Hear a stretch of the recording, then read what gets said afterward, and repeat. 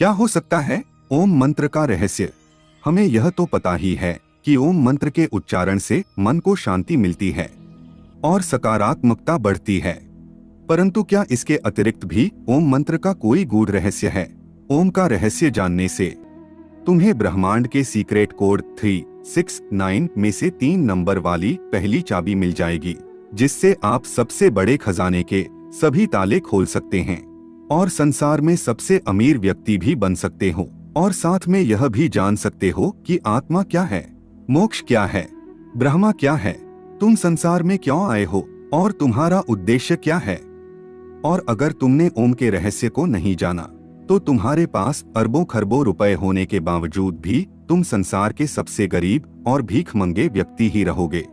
और ओम मंत्र का यह रहस्य तुम वेदों और उपनिषदों से प्राप्त कर सकते हो, लेकिन अगर तुम्हारे पास इतना समय नहीं है कि तुम इनका अध्ययन कर सको, तो आपको हमारी इस प्रस्तुति को अंत तक एकाग्रचित्त होकर जरूर देखना चाहिए। ओम सनातन धर्म का प्रतीक है और यह शिव का भी प्रतीक है। ओम एक ऐसी ध्वनि या मंत्र है जो अनगिनत रहस्य को अपने अंदर समेटे हुए है। और अमेरिका की ऑक्सफोर्ड यूनिवर्सिटी में डायरेक्टर रह चुके पीटर रसेल ओम मंत्र पर गहन अध्ययन कर रहे हैं और उन्होंने E=mc² को ओम=mc² के समकक्ष बताया है। और वो कहते हैं कि यह सूत्र चेतना की अभिव्यक्ति को दर्शाता है। ओम ही ब्रह्मांड की एक ऐसी ऊर्जा है जिससे यह ब्रह्मांड बना है। यूनाइटेड स्टेट में अलग अलग जगह पर रिसर्च चल रहा है कि ओम की ध्वनि का हमारे शरीर पर क्या असर पड़ता है। इस रिसर्च में जब अलग अलग ध्वनि को ऊंची आवाज में बजाया जाता है तो हर ध्वनि का असर शांत पड़े पानी पर अलग अलग पड़ता नजर आता है, लेकिन ओम की ध्वनि का असर पानी पर सबसे अलग पड़ता है। रिसर्चर खुद हैरान थे कि ओम की ध्वनि के बजने पर पानी पर ऐसी आकृति बनती है जैसे कि सनातन धर्म में बताए गए श्री यंत्र की आकृति होती है। ओम के सिवा कोई ध्वनि ऐसी आकृति नहीं बनाती थी। रिसर्चर ने बताया कि ओम की ध्वनि बहुमूल्य ज्ञान का खजाना है। और जब प्राचीन काल में एक सन्यासी को लगा कि गुप्त मंत्र से बड़े बड़े खजाने के ताले तोड़े जा सकते हैं, तो यह सन्यासी गुप्त मंत्र की तलाश में एक बड़े आश्रम में जाता है। वहाँ के आचार्य से कहता है कि आप मुझे मूल्यवान गुप्त मंत्र दीजिए। तो आचार्य ने कहा कि मैं तुम्हें गुप्त मंत्र तो दूंगा, लेकिन तुम्हें सालों तक यहाँ रहकर सेवा करनी होगी। सन्यासी ने सेवा करते करते सालों बिता दिए। एक दिन सन्यासी आचार्य के पास गया और बोला कि अब तो वह गुप्त मंत्र मुझे दे दीजिए। तो आचार्य ने कहा कि ठीक है, तुम मेरे नजदीक आओ, मैं तुम्हारे कान में वह गुप्त मंत्र कहूंगा। सन्यासी नजदीक गया तो आचार्य ने ओम मंत्र दिया। सन्यासी खुश हो गया, वह वहां से चला गया और ओम का जाप करने लगा, लेकिन कोई धन की प्राप्ति नहीं हुई। तो उसे संदेह हुआ कि आचार्य ने उसके साथ धोखा किया है। वह जब बाहर निकला तो एक माँ उसके बेटे को बुला रही थी कि ओम बेटे यहाँ आओ। तो सन्यासी चौंक गया, क्योंकि यहाँ तो किसी के बेटे का नाम ही ओम था। जब वह और आगे गया तो कुछ ब्राह्मणों को देखा जो हरि ओम बोल रहे थे। सन्यासी ने कहा, अच्छा, यहाँ भी ओम बोला जा रहा है। सन्यासी रास्ते में और आगे बढ़ा तो कुछ विद्यार्थियों को ओम शांति ही बोलते हुए सुना। तो सन्यासी कहने लगा, कहीं आगे ओम बोला जा रहा है तो कहीं वाक्य के पीछे ओम बोला जा रहा है। इस ओम मंत्र को तो सभी जानते हैं, तो यह ओम का मंत्र कैसे गुप्त मंत्र हो सकता है? निश्चित ही मेरे साथ धोखा हुआ है। वह अपने आचार्य के पास गया और कहने लगा, आचार्य, आपने मुझे यह कैसा मंत्र दिया है? इसे तो हर कोई जानता है, तो फिर यह कैसे गुप्त मंत्र हो सकता है? आप मुझे कोई दूसरा गुप्त मंत्र दीजिए जिससे मुझे खजाने की प्राप्ति हो। आचार्य बोले, ठीक है, मैं तुम्हें दूसरा गुप्त मंत्र दूंगा, लेकिन तुम्हें मेरा एक काम करना होगा। आचार्य भीतर जाकर एक पत्थर लेकर आए और सन्यासी से बोले, यह लो सन्यासी, इसे बाजार में ले जाओ और इसका मूल्य जानकर आओ। याद रहे, इस पत्थर को बेचना नहीं है। सन्यासी पत्थर को लेकर बाजार में गया और सब्जी वाले को दिखाया। सब्जी वाला बोला, यह तो मेरे बाट के बराबर है, मैं उसके बदले में तुम्हें शेर बैंगन के सिवा कुछ नहीं दे सकता। सन्यासी उस पत्थर को लेकर फिर कपड़े वाले के पास गया। तो कपड़े वाला बोला, क्या हमें उल्लू समझा है? पत्थर बेचकर हमें ठगना चाहते हो? चलो चलो यहाँ से। सन्यासी पत्थर को लेकर पूरे बाजार में फिरता रहा, लेकिन किसी ने उसका मूल्य नहीं बताया और किसी ने उसको मुफ्त में भी नहीं लेना चाहा। फिर सन्यासी उस पत्थर को लेकर एक जौहरी की दुकान पर गया। जौहरी ने उस पत्थर को देखा और बोला, कहाँ से मिला तुम्हें इतना कीमती रत्न? यह तो बहुत ही मूल्यवान रत्न है। मेरे पास तो इतना धन ही नहीं है कि मैं यह रत्न खरीद सकूं, और पूरे राज्य में शायद ही कोई ऐसा होगा जो इसे खरीद सकेगा। सन्यासी उस पत्थर को लेकर अपने आचार्य के पास वापस आया और आचार्य से कहने लगा, आचार्य, जौहरी इसे मूल्यवान बता रहा था और दूसरों के लिए यह एक पत्थर मात्र था। आपको पता था कि यह पत्थर नहीं लेकिन कीमती रत्न है, तो फिर मुझे इसका मूल्य जानने के लिए बाजार में क्यों भेजा? तो आचार्य कहने लगे, ताकि तुम ओम का मूल्य जान सको। जैसे इस पत्थर का मूल्य हर कोई नहीं जान सका, यानी इसका मूल्य गुप्त है, हर कोई नहीं आंक सकता, केवल पारखी आंखें ही पहचान सकी कि यह पत्थर नहीं रत्न है।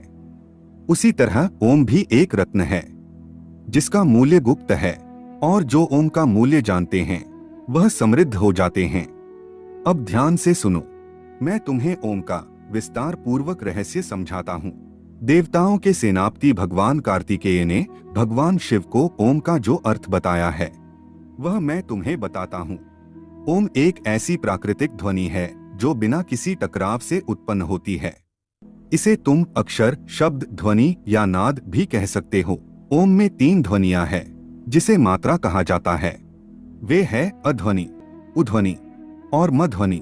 जब अध्वनि और उध्वनि मिलते हैं तो ओ ध्वनि बनाता है, और जब उध्वनि से म मिल जाता है तो ओम बनता है।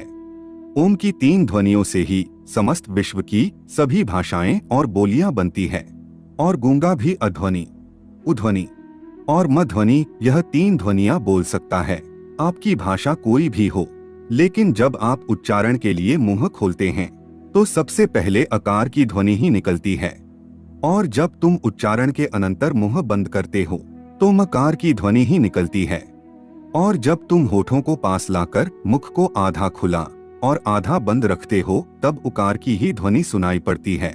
इसीलिए सभी भाषाओं की सभी ध्वनियां, फिर वह स्वर हो या व्यंजन, ओंकार के अंतर्गत ही आती हैं।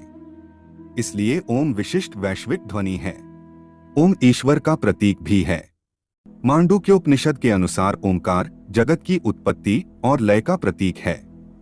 अध्वनि सर्जन को दर्शाती है, उध्वनि सांसारिक प्रपंच को दर्शाती है, और मध्वनि इस समग्र संसार के लय को दर्शाती है। ओंकार आत्मा की 3 अवस्थाओं को भी दर्शाता है। पहली स्थिति है जागृत। इस अवस्था में जीवात्मा अपने स्थूल अंगों और इंद्रियों से भोगों को भोगता है। दूसरी स्थिति है स्वप्न अवस्था।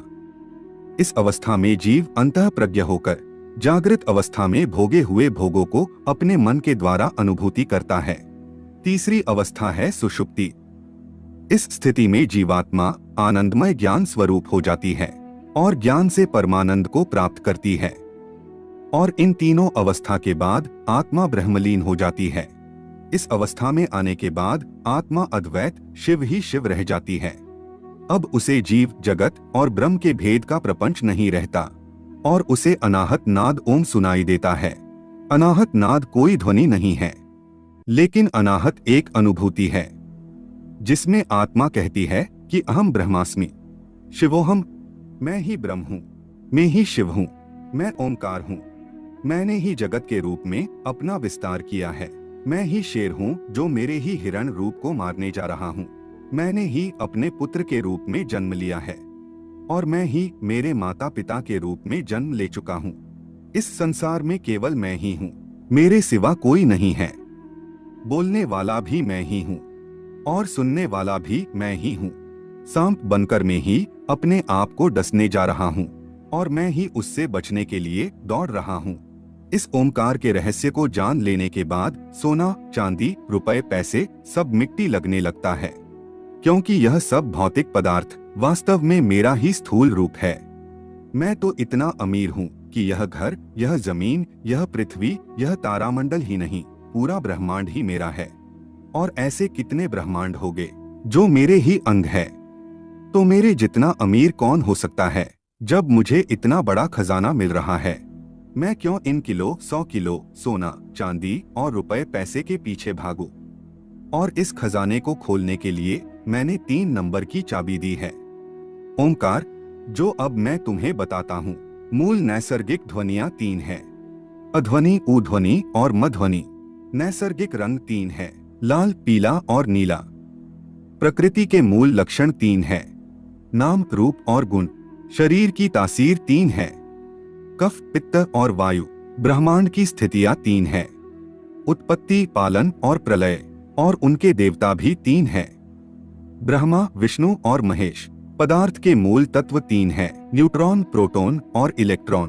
पहले आयाम 3 है, लंबाई, चौड़ाई और गहराई।